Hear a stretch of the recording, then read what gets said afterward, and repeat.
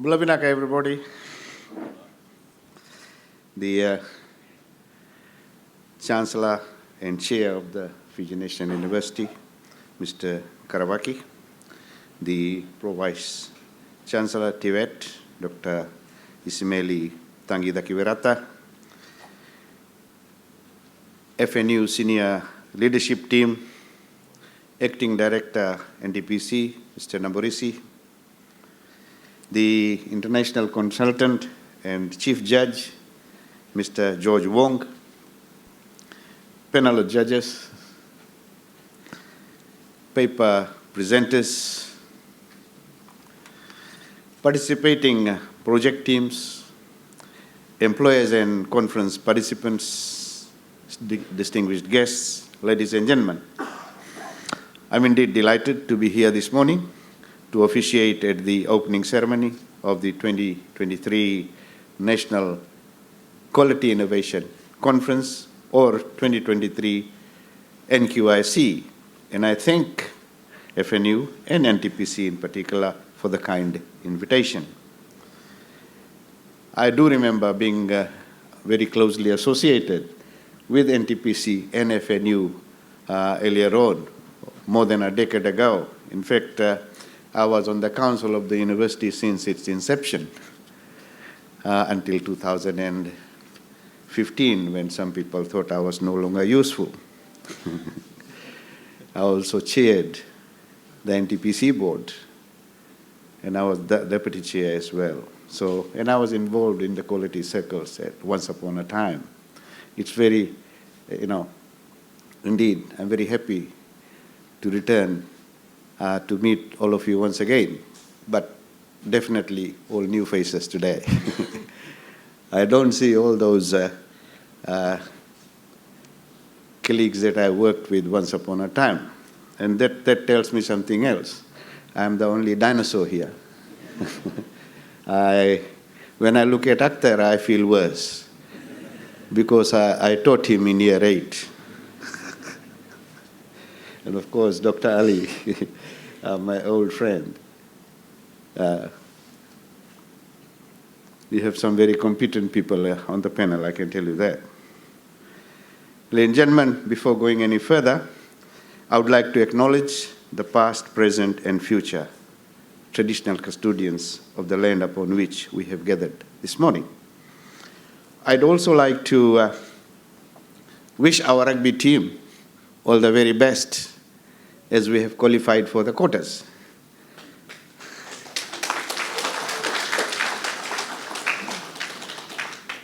The second incentive of $5,000 for each and every player and official has been deposited in their account yesterday by government. And there's more to come for them. After 16 years, we've reached there. Journey hasn't been easy. It's going to be getting tougher and tougher, but with the whole nation coming together and praying, I'm sure they will do very well. I also want to acknowledge God for the safe return of our people, the pilgrims from war-stricken war zone in Israel, and pay special respect and recognize the courage of the pilot and the crew of Fiji Airways for carrying out that enormous task and getting our people safely back. Ladies and gentlemen, I also bring to you greetings from the Honorable Prime Minister and the government of Fiji. You have a new government. It's not all that new anymore. We are almost a year old now, and we've done our level best to try and be as inclusive as possible. We believe in consultation. We believe in working together. The theme of the 53rd anniversary of independence was rebuilding the nation together. And as alluded to by Dr. Tangi Daki Virata, our Prime Minister has emphasized on unity and resilience, and this is the kind of unity we wish to see, where all of you have gathered together to see how we can enhance productivity and improve the lives of our people. Thank you very much. And you have turned out in great numbers to be part of, from all parts of Fiji, to be part of this year's conference. And this is a clear indication of your commitment, seriousness, and passion about productivity and continuous improvement at your workplace. This year, 2023, ladies and gentlemen, we mark the 27th anniversary of what began as the National Convention on Quality Circles in 1991. Over the last 26 years, approximately 300 various quality circles were initiated, and around 90 organizations from the private and public sectors, as well as NGOs, participate.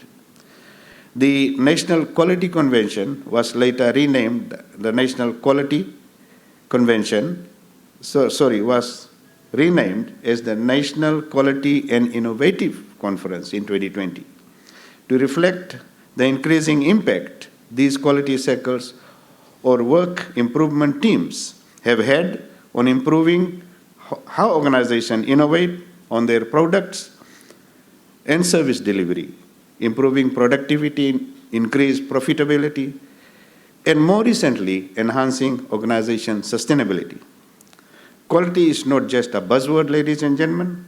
It is the cornerstone of excellence in every aspect of our lives, be it in business, education, healthcare, or any other field.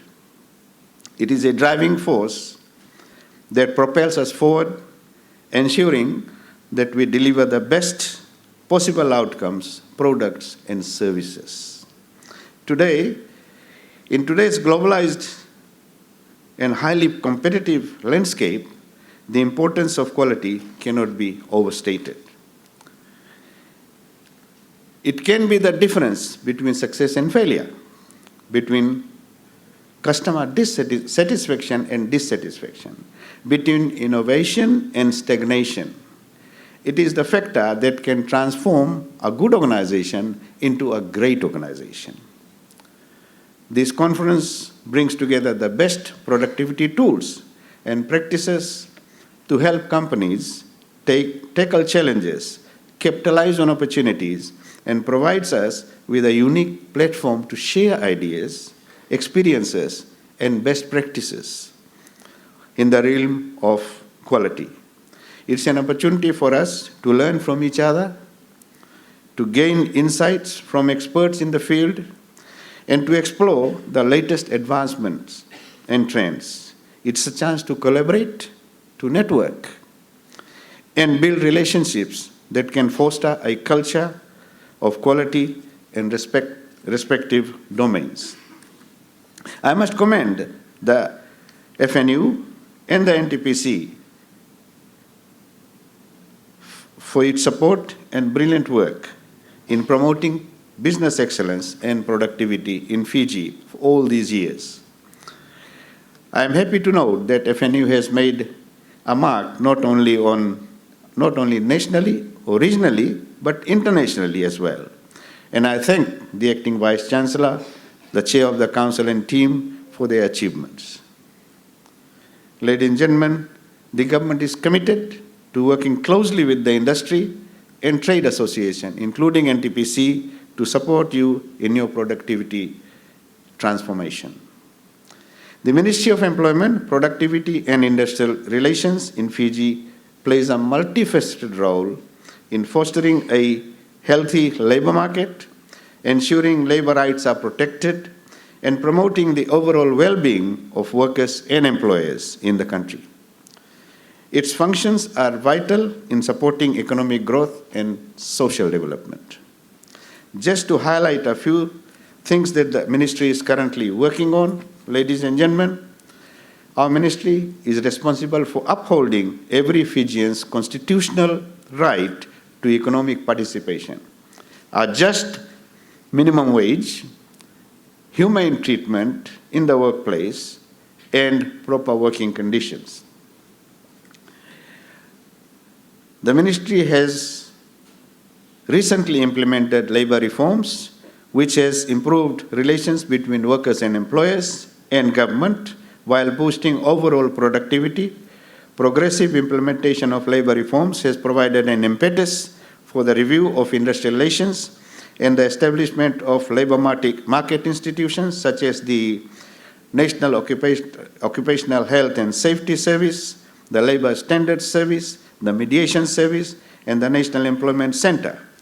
Ladies and gentlemen, you would all recall that in the past decade, amendments were made to the labor laws that were actually in breach of fundamental rights of workers, fundamental human rights as well.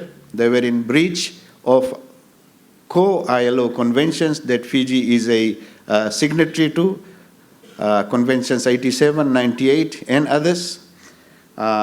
We have been cited by international organizations like ILO and the UN, Human Rights Council, for all those fundamental breaches.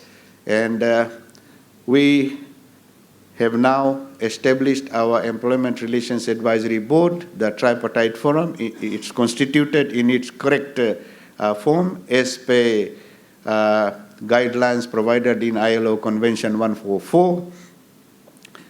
We have got the Arab subcommittee revising or amending the labor laws, the employers, workers, and government coming together. And I'm happy to advise you today that we have completed that exercise, and the whole labor law review has been done, and it has been handed over to the Solicitor General's office for the legislation to be put in the proper manner, proper format. We are hoping that we will be able to repeal some of those bad laws in the November session, and the rest will continue. As I said earlier, we have got the workers and employers together to do all this work so that there is harmony in the workplace. And where there is harmony, there is productivity. Ladies and gentlemen, my ministry has remained steady in its commitment to rebuild confidence and boost social and economic development at the enterprise and national levels, and effectively progressed the 2005 National Productivity Charter with the key stakeholders and industry reps. The Productivity Master Plan, a 15-year National Productivity Master Plan, or the NPP 2021-2036, had been developed through the collaboration of the APO. This complements the government's 20-year National Development Plan and 5-year plan to provide clear directions to the national productivity strategic priorities for sustainable Fiji.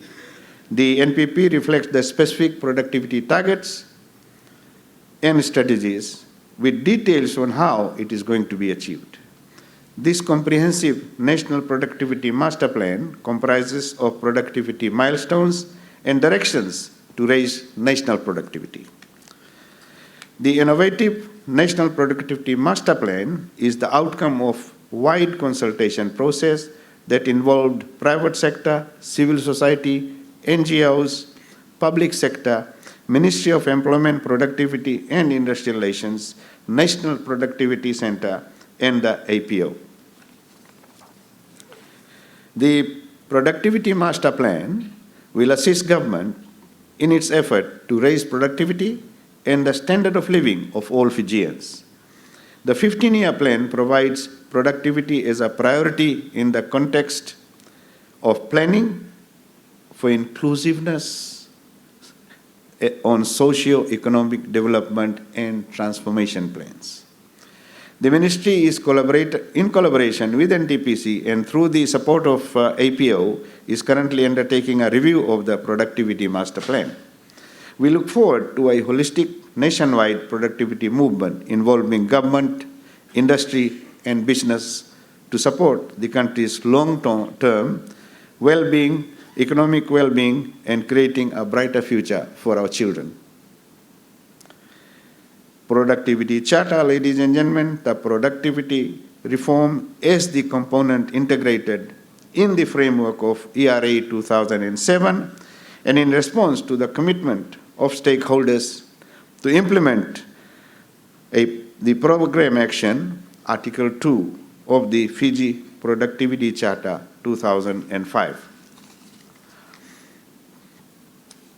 The aim of the Productivity Charter, ladies and gentlemen, is to raise national competitiveness, eradicate poverty, and raise the standard of living, create economic opportunities by producing more goods and services more efficiently and effectively, advance the promotion of sustainable development, and make Fiji the premier place to live and work. To ensure Fiji continues its productivity growth in a sustainable manner with the involvement of everyone in the formal and informal sector. Productivity Unit came under the Ministry of Labour following the disbandment of the Training and Productivity Authority of Fiji in 2008 to achieve the Ministry's goals in undertaking the following programs: promotion and improvement and monitoring of productivity in all workplaces. It includes the registration, establishment, and training of Labour Management Consultation Cooperation Committees, that is the LMCC, at all workplaces that employ more than 20 workers. LMCC actually has been established to improve productivity, to improve performance collectively at workplaces. To administer biennial wages survey and review the 10 sectorial wage order regulations. Now, to this end, ladies and gentlemen, I must say that unfortunately, somewhere around 2015 or so, the wages councils were disbanded. We haven't had these 10 wages councils for the last decade plus. And the minimum wages were determined by some consultant somewhere in Australia.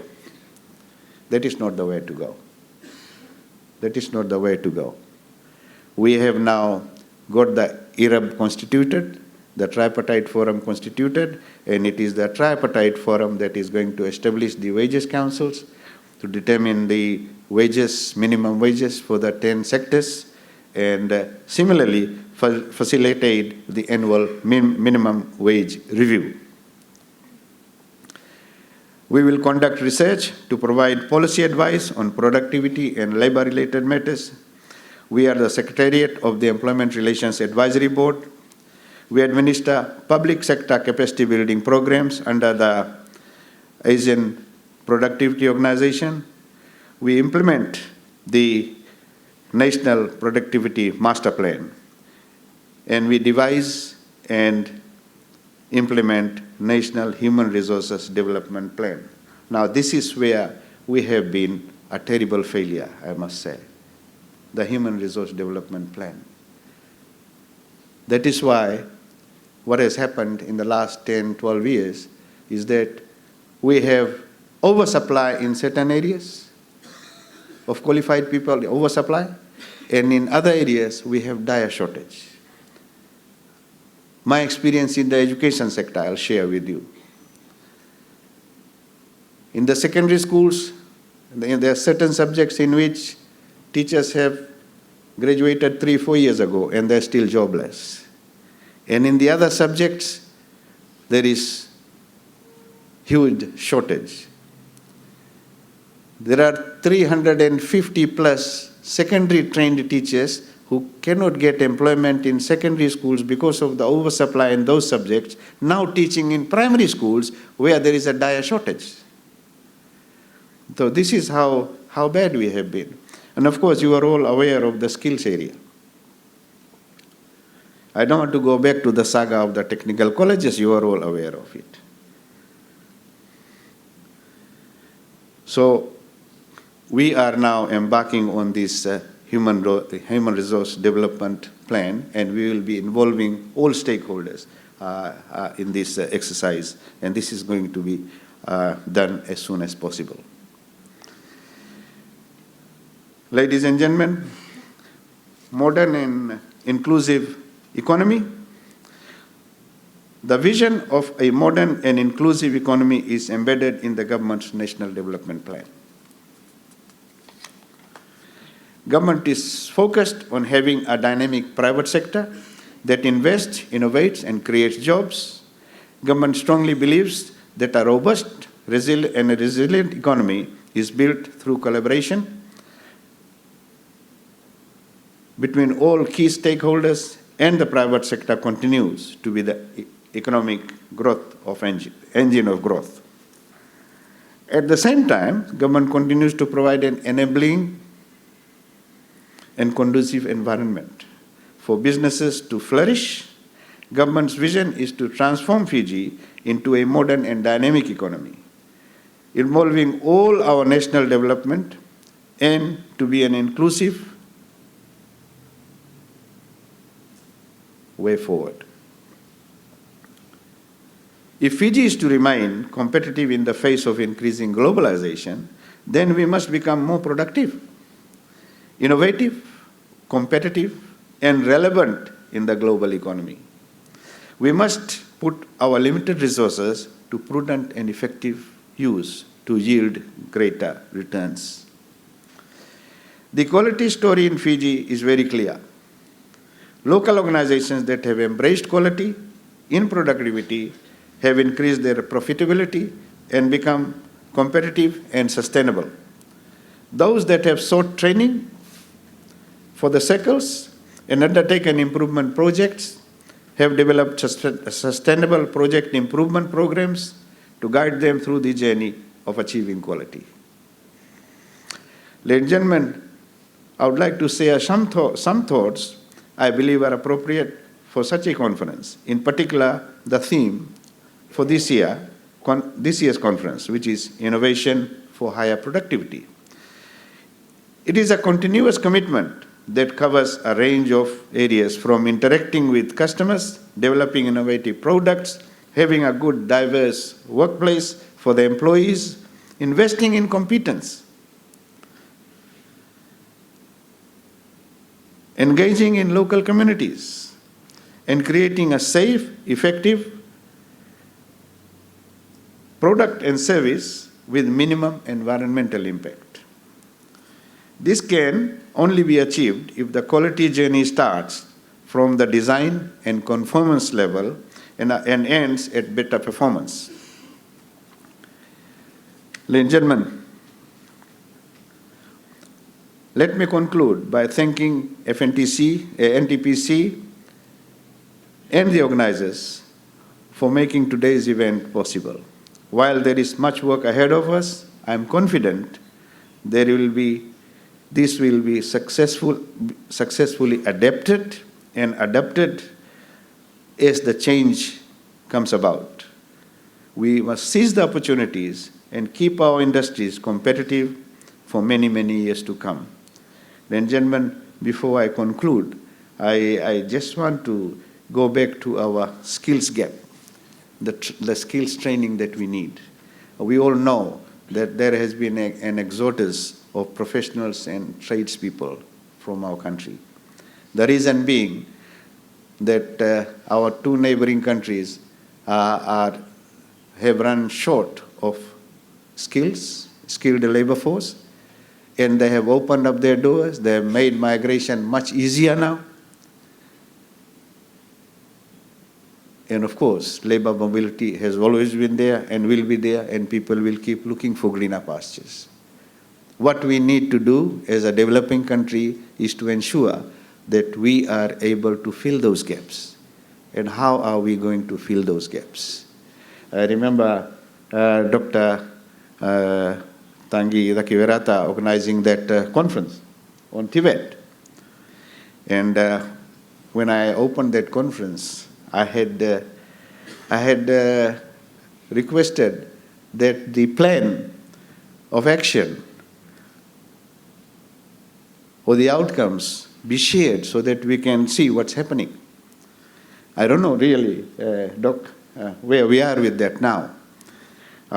What we need to see is our tertiary institutions really getting into gear and planning those short-term, medium-term, and long-term skills development programs in all areas. And FNU is our premier institution. We'd like to see that we are able to rise to the occasion and assist with this skills development. If there is no skill, there will be no productivity. It's a fundamental requirement for productivity that we have skilled people.